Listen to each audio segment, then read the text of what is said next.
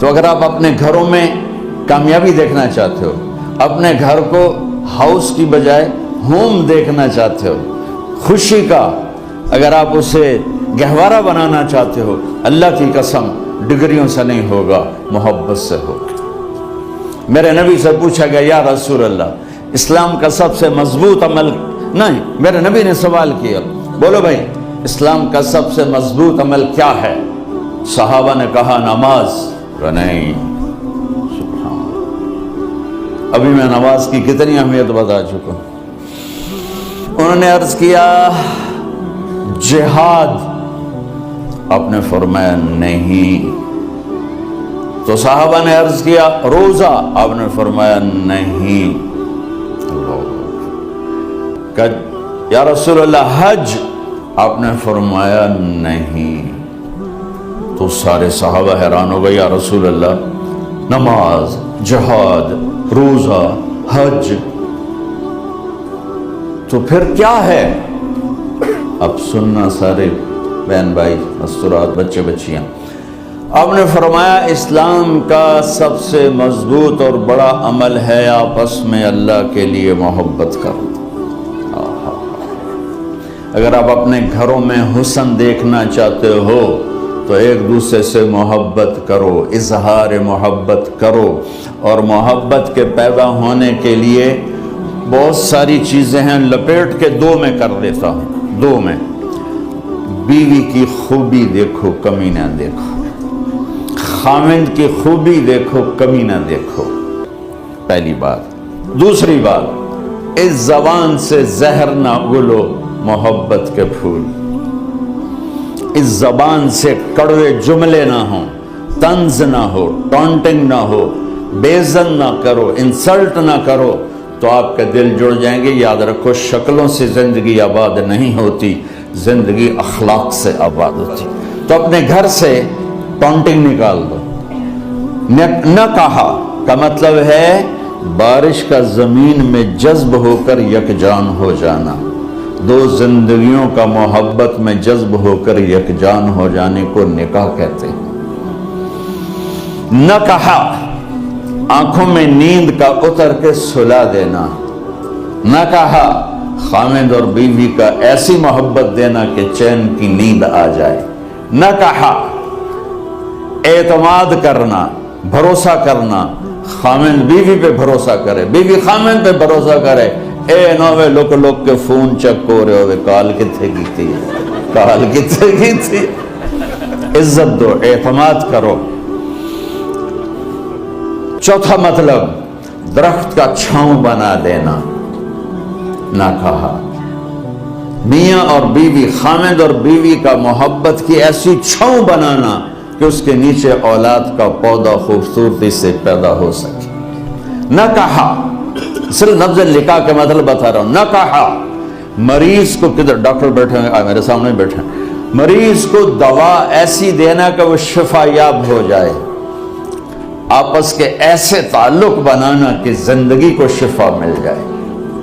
میرے بھائی بہنوں، میں آپ کو اپنے نبی کی زندگی بتا رہا ہوں۔ میرے نبی نے 11 شادیاں کی، اللہ ذوالجلال کی قسم، صرف ہمیں زندگی سکھانے کے لیے کہ گھر کی زندگی کیسے ہوتی ہے اور اولاد کو کیسے پالا جاتا ہے۔ اب لوگ کیا مجبوریاں ہیں کہ عورت بھی جاب کرتی ہے، مرد بھی جاب کرتا ہے۔ عورت کی سب سے بڑی جاب اپنی نسل کو پالنا ہوتا ہے۔ جب یہاں ٹائم نہیں ملتا بچے کو، نہ ماں سے ملتا ہے نہ باپ سے ملتا ہے، تو پھر وہ جنگل کا پودا بن جاتی ہے۔ یہ تو وینکوور ہے، فیصل آباد کی بات سناتا ہوں۔ میرے بچے جس اسکول میں پڑھتے تھے ان کے پرنسپل سے میری دوستی تھی، میں ملنے گیا ایک دن، تو کہنے لگے جی عجب واقعہ ہوا ہے کہ یہاں 2 بچے پڑھتے ہیں، ان کی ماں بھی ڈاکٹر ہے اور باپ بھی ڈاکٹر ہے، تو وہ دونوں آئے ہیں میرے پاس کہ ہمارے بچوں نے 3 دن ہو گئے ہیں گھر میں کھانا نہیں کھایا، تو ہم پریشان ہیں، ہمیں بتاتے نہیں، کائنڈلی آپ پوچھ کے بتائیں کہ وہ کھانا کیوں نہیں کھا رہے۔ ایک باری کر کے بھی دکھا دو۔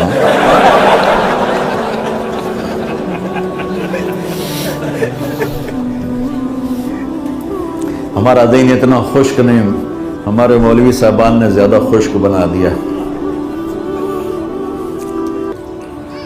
تو انہوں نے دونوں بچوں کو بلایا. سننا سارے فیملیز بیٹھے ہو, جہاں میں فیملی کی زندگی کو فوکس کر کے نبی سے جوڑ کے بتا رہا ہوں, طارق جمیل کے تجربے نہیں بتا رہا.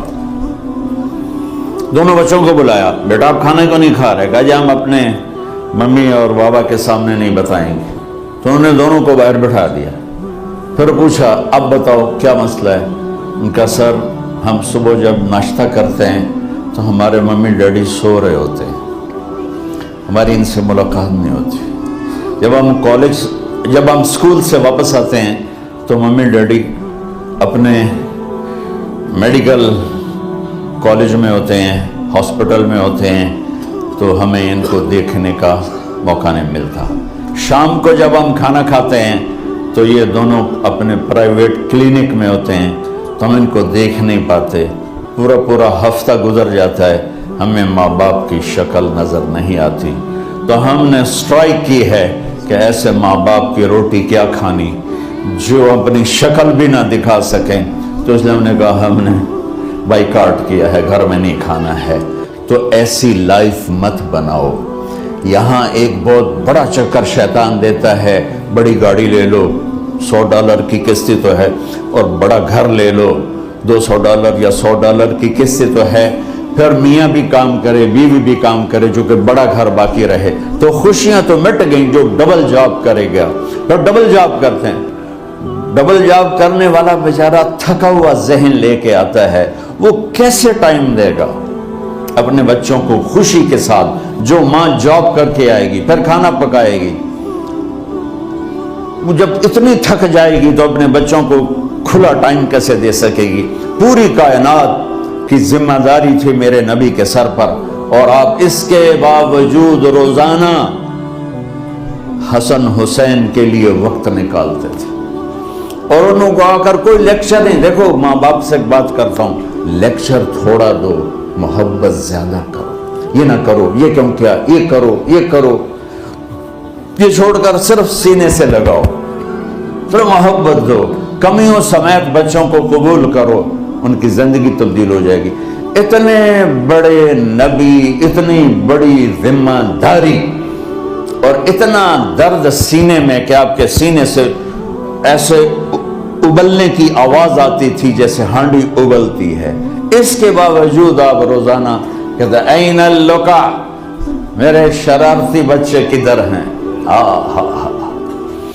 تو وہ بھاگے بھاگے آتے. دیکھو میں فزیکل کر کے بتاؤں گا تاکہ آپ کو پتہ چلے زندگی کیسے گزاری. کہ میرے شرارتی بچے کدھر ہیں؟ 7 بر اعظم کی ذمہ داری ہے, وہ تھوڑی چھوٹیاں جابن, تو تسی کہتے ہو بزی بڑے ہیں, بزی بڑے ہیں.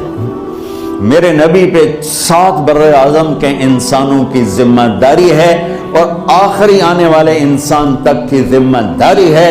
اس سے بڑی جاب کس کی ہوگی کائنات میں؟ اور پھر آپ روزانہ آتے ہیں این اللقا, میرے شرارتی بچے کدھر ہیں؟ تو حسن حسین بھاگے بھاگے آتے. آپ ان کے لیے یوں ہو جاتے تھے, آؤ بھائی میری کمر پہ چڑھ جاؤ. اپنے نبی کی عظمت کو جانو کہ انہوں نے زندگی کیسے سکھائی. چاند کے 2 ٹکڑے کر دینا کوئی معمولی بات ہے, آسمان چیر کے چلے جانا معمولی بات ہے, ایک زندگی سکھا کے جانا سب سے بڑی بات ہے. کتنی اولادیں برباد ہو گئی ماں باپ کی وجہ سے, کتنے گھر اجڑ گئے ساس سسر کی وجہ سے, کتنے گھر اجڑ گئے لڑکی کے بدتمیز ہونے کی وجہ سے, کتنے گھر اجڑ گئے لڑکے کے شرابی اور باہر کی گندگی کی وجہ سے. زندگی سیکھو. یہ اتنے بڑے نبی ہو کر آپ یوں ہو رہے ہیں جیسے میں نے آپ کو کر کے دکھایا. دونوں کو اوپر بٹھا لیتے اور کمر میں چکر لگاتے تھے, پھر یوں کر کے پوچھتے تمہارا اونٹ کیسا ہے؟ پھر دونوں کو اتار دیتے اور اپنی نواسی زینب, جن کو حضرت علی کی وراثت ملی, کس کی؟ علم کی, فصاحت اور بلاغت کی, ان کو کمر پہ بیٹھا لیتے اور اکیلی زینب کو پورے گھر میں چکر لگواتے تھے. اور بھی دکھ ہے زمانے میں محبت کے سوا, راحتیں اور بھی ہیں وصل کی راحت کے سوا، کیا صرف کمانا ہی کام ہے؟ ادھار کی زندگی سے بچو، خوش و خرم رہو، اس کو قسط دینی ہے، یہ قسط دینی ہے، یہ قسط دینی ہے، یہ دینی ہے، سر میں درد نہیں ہوگا تو اور کیا ہوگا؟